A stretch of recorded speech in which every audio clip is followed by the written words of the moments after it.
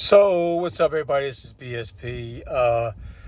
So I'm about ready to hit the gym, man. But I was gonna do by the numbers part two real quick, because I was talking about the numbers, and the reason why I brought up the immigration numbers at first is because I want you to know, as a Westerner here in Japan, that you have a lot of value. And if you're from Asia too, you're not Japanese, your value is there. But Japanese, they're more familiar with the Western culture, be it through, you know, America's long standing relationship with Japan, things of that nature. And Japanese are always learning a lot from various European countries. And, with the English teaching thing that was going on in the past and still going on, Japanese is just more familiar with the Western way, and more welcoming, to be honest, in Japan on it. There's nothing to take away from people in China, people from South Korea, Vietnam, and things of that nature. It's just that when you are from the countries that we're from, you tend to get treated better, and obviously because your economic status is higher. Although there are a lot of people living in Japan that are Chinese that are super, super duper rich, but they don't get the treatment that we get, especially if you're an American.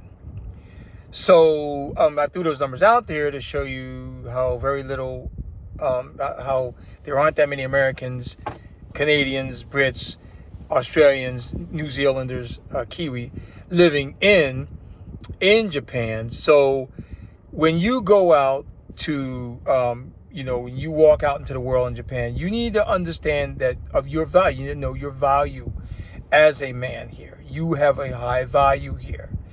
So if you throw in those numbers, that there's not that many of your kind walking around, and you add on the good income investments, the good passive, you're investing well, you're wealthy, you're living better than the average Japanese, you're making more than the average Japanese, that increases your value. And the reason why I need you to understand that is because when you start going out to dating, when you start going out to choosing a wife, you need to know that you are choosing from a position of strength. You must always choose from a position of strength. All right? For me, I that's what the situation I was in. I chose from a position of strength. That's why I ended up with a very nice wife here in Japan, who takes good care of me, takes good care of my children, comes from a good family. That's what you want to look for. I do know another brother up here I just met out of Osaka who married into a really good family as well. And that's what it's about. It's about getting married into good families. And it's about, like I said before, when I did a video on the sexual market value in Japan, yeah, you go after the women with the high sexual market value, but you yourself as a man, you have to also have value, and a lot of value. And not just, the numbers are good for us immigrants, but the money has to come with those numbers as well too. Not just, hey, look, I'm the only American, or not that many of me here. Look at me, I'm valuable, I'm single. But no, you don't really have any value until you can support a family. That's when you have value, when you can support yourself and a family on your funds that you have coming in. That's what I'm trying to say. That's why I put the immigrant information out there, because you have to have value. There's a lot of single Chinese men here and South Koreans who have quite a bit of money. And they're coming in here, they're swiping, they're buying up condominiums in Tokyo. And those like in high rent districts, high cost districts with no cash. They're spending cash on that. Or someone from the States, who has a lot of money, they just come in cash. But for them, their ethnic groups aren't as desirable, or I don't want to say desirable, because I'm not going to disrespect my brothers and people from China and South Korea. All I want to say is that they're not sought after as much, like I said earlier, as the Westerners are, is what I'm trying to say. That's all. So a lot of them, they'll eventually get married, but they have to, they have to show their wealth. Their value is really in their wealth. And so what I'm saying is they can be walking down the street and they won't attract the Japanese woman. But if people know about them and know who they are, then they know their value. Oh yeah, then they will become very attractive. Yes. But all I'm saying is the difference is that we ourselves as Westerners, we don't always have to work to get the look. We don't get the attention. But someone from China, South Korea, they have to work to get the attention because they're Asian just like everybody else in Japan. That's what I'm trying to say. So, I'm not trying to disrespect anybody here. So that's why I brought that up. So like I said, just imagine you are a 30-year-old black man walking down the street in Tokyo. You're single. And you know your net worth is good. And you know that you can raise any family here in Japan. So now you got to ask yourself this. Am I going to go out and am I going to spread my juice all around and any woman I meet? Am I just going to throw my shit up in there and not caring if they get pregnant or anything? Of course, Japanese, and I'm going to tell you about that in a minute too, how that works. Of course, you don't want to do that because you got to understand your juice is viable. You know, a lot of black men in the States, they throw their juice around like it's nothing, but they got to understand that their juice is viable. You are especially black men, as everybody knows in the world, a lot of men are strong, but the black male anatomy, we are strong men, strong, physically well-balanced men. We are, because we're the first men. I mean, guys, everybody come from Africa. We are the first men. When I look in the mirror, I see the first man. As a black man, you look in the mirror, you see the first man. Then I'm not blowing smoke in anybody's ass. Those are the facts, right? It's just true, right? So, as a solid, strong black man, not every black man is out there solid, strong, trust me, but the anatomy of the black body, I really appreciate the body that I received from my father and my ancestors. So, that body can produce strong children. I mean, a lot of people can produce strong children, but it's something about us, the first men. So you should not be out there throwing your juice around like that. You should make a woman work for that honor to give her good offspring, is what I'm saying. And I hope this makes sense. To give them good offspring. So I'm not going to include everybody else. I'm just going to talk about brothers. I'm talking about black men right now. We bring that to the table. That's what we bring to the table. All we have to make sure of is that we have the value monetarily to take care of offspring that we decide we want to if we want to have children with a woman. And knowing your value, knowing that you're a 30-year-old black man in Japan and you got value, you got money, and you got good investments, and you're a solid financially, you have the pick of anybody over here. Now, because some people will say, well, traditional Japanese don't marry foreigners. Well, my wife is a traditional Japanese and she married me because I had the value. See? So that traditional Japanese you can't marry, that's just a bunch of bullshit. If you got your shit together and you understand your value and you bringing value to the table, then you will be able to marry anybody you want over here. And you have to be very, very discriminatory when you select a mate. Let me tell you how serious that has to be.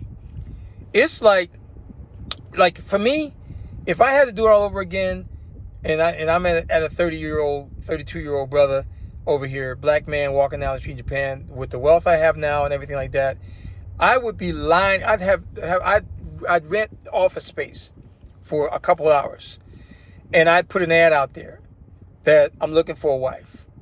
And I would have women come in there lined up, and I'd be interviewing these women. And I have my agent on there taking notes and giving me pointers or advice.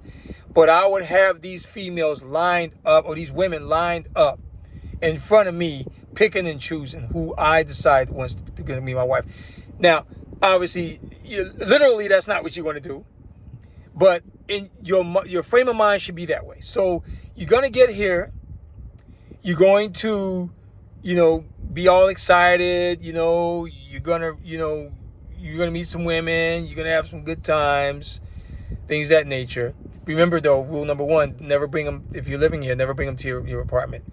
Take them women to a love motel. Don't bring them to your apartment because you don't want them to get the wrong ideas. They're not your girlfriend. You're just out there having fun. You need to learn how to separate that. But that's another thing. So you're out here, you're doing your thing. And then you fast forward, it's 3 years later, and this is a man who's not really working for anybody.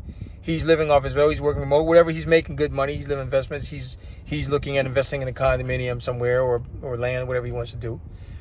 Now you're 33 years old, whatever, and you are now going to seek a mate to raise children with, right?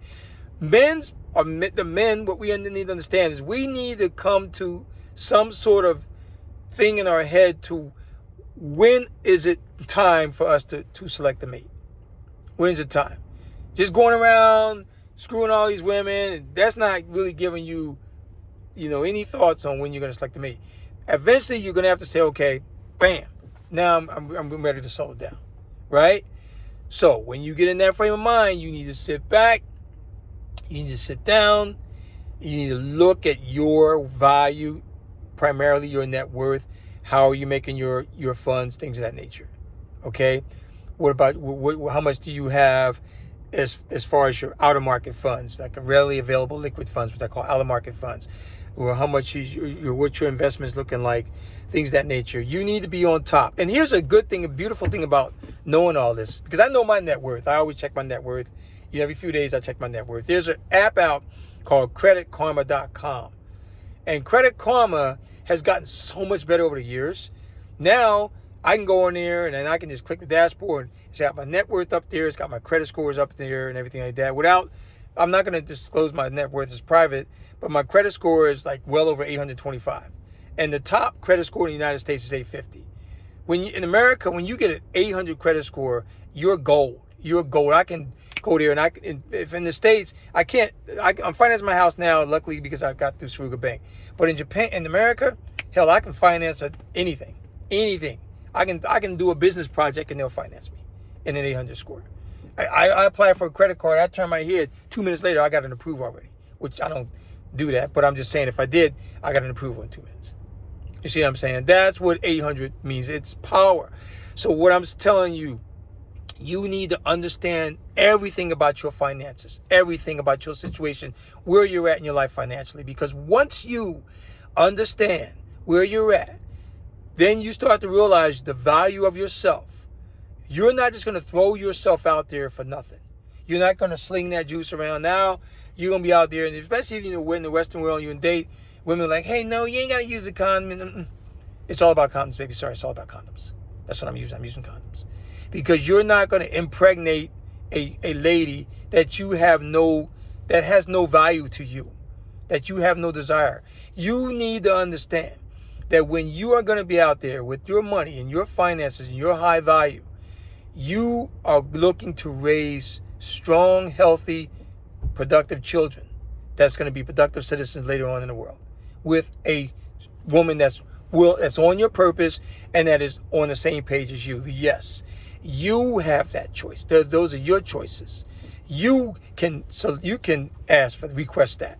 Yes, when you know your value, when you are confident in your abilities and your value, you're the one that goes out and calls the shots. Says, no, I don't want to go out with you. I'm not going to marry you. And you don't tell them that, but you're in your head, I'm not marrying her because I don't like her family situation or I don't like the way she's done. Don't just look at the ass and the looks, because looks and ass change in any society. Looks and ass change. You see a woman with a nice ass, one baby away from having a fat ass. And I'm not talking about PHAT either. Okay? Women, their body, they're going to change a lot throughout the course of their life. Their bodies change a lot. Guys, we don't carry babies. We work out, we keep ourselves in shape. Women can keep themselves in shape too, but they have to, get out there and work a little harder. But all I'm saying is, don't be fooled by the big butt and the smile. And thinking you're going to, I'm gold, man, she got a nice ass. Ooh, yeah. Yeah, that's nice for about 2 minutes. But you impregnate that one, and you turn around and you're like, God damn, what happened? So you have to understand that the average lady in Japan, in the West, is 30 pounds per child. They will add 30 pounds to their weight per child. In Japan, it's 15 pounds. And that's not doing nothing. Now, once they work out, they can always adjust it. Yeah, great. It'll probably add 5 pounds if they work out hard enough. It's not going to take away nothing. Weight's going to be added onto that body that has 4 children. That's just a law of nature. So the reason why I'm bringing this all up, because as a man, like I said, with those numbers, knowing the numbers that I told you about in the previous video, and if you know where your numbers, if your numbers are good to you, then you need to know your value. Now, if you're in the situation where your numbers aren't good to you, and where they don't, raise your value, then you need to work on that. Then you need to sit down and put together a plan of action to get yourself in the situation where your numbers are good. And if your numbers aren't good, you shouldn't get married. You shouldn't get married. No. Because, especially in Japan, because in Japan, the way it works is when you have high value, when you have funds, when you don't have to worry about money, and you can take care of your family and your family's family if you chose to do, you have absolute power in your family. You have absolute power. Absolute power. And I give you, you know me, I always got examples for shit. Okay, my situation, I tell you what happens, what I do. So we were on vacation when we were still living in the States. We came here in December of 2022. And I remember that specifically, of course I remember, but we had planned on, we were going to we stayed in Niigata City with my in-laws, but we also we had to come down to Georgia to talk to a builder. So we ended up staying out here 3 nights. But before we did all that, we got to Niigata, and then the very next day we were on a Shinkansen from Niigata to Tokyo, then Tokyo to Kyoto Station. We stayed in Kyoto, I remember it was 3 nights. Stayed in Kyoto 3 nights. So what I did, so here I am standing in line at the Hotel Grand Via at Kyoto Station, which is a beautiful hotel. I stayed there before too. And I'm getting 2 rooms. I reserved 2 rooms. I reserved the room for my wife and my 2 children and I reserved the room for my father-in-law and my mother-in-law. And I paid for everything. I paid for their train ticket, so all the way, because they had already bought their tickets. And then I got there and I gave my wife some money. I said, no, give them the money. I don't want them paying for nothing. Remember, Dad's retired. Mom works as a beautician, but no, Dad's retired. And I said, I don't want Dad paying for nothing. Because this is what Dad used to do to me all the time. When I'd come visit, he would do that. I wouldn't have to pay a dime. And I'm not saying I'm doing this because I'm paying him back. I do this out of respect for my father-in-law, my family, and because I have the power and the wealth to do it. So that's what I did. I did that. They got their $60,000 in back. They paid for the trains. I paid for their hotels, meals, this, that, the other, everything. They didn't have to really spend anything, right? Fast forward to earlier this year, we went to Kanazawa to see my sister-in-law. We stayed in Kanazawa just one night. We actually drove down. We got a rent-a-car. And it's like we had a rent-a-car before when I came to Niigata in 22. I paid for everything. I paid for everything. When they come down to see us and we go to restaurants, I pay for everything. I do everything. When we stayed up in Yahiko at the onsen, I pay for everything. What that does is that, now I'm not saying that you have to pay for things to get the respect from your family, but what it does is it solidifies your role in the family. It solidifies it, because Japanese will not come out and tell somebody, hey, such and so pay for this. They won't just make it an announcement. But later on, when they go back to remembering these things, when they go back to do a recall, and they can be like, oh yeah, man, Tony hooked us up with there. Tony hooked us up with that. Tony hooked us up with that. But guess what? Tony can say anything he wants in their house, in my house, and nobody's going to dispute what Tony says. Nobody's going to get in Tony's face. Nobody's going to disrespect Tony. They know that this guy has the power.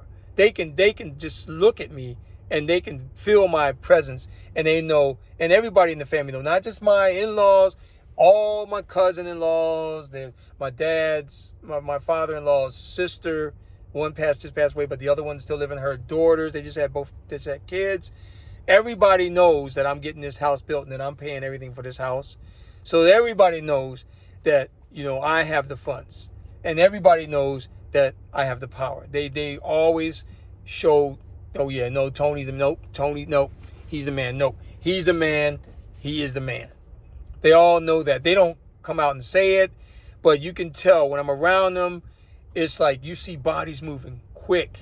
It's like, oh, it's almost like, oh yeah, here he comes, here he comes, here he comes. Oh, hey, what do you need? What do you need? You know, what do you need? Oh, are you okay? You got enough to drink? You got this? You got enough food? You want some more? I'm not saying that they wouldn't do that if I wasn't paying, but I can tell, because I'm a very observant person. I can tell through body language that these people respect me so much, and they know that I'm doing so much for my family. I can tell that. That is the power of having value here in Japan, recognizing your value and using your value and your presence well. That is a value. And with all of that, on how to use that comes wisdom.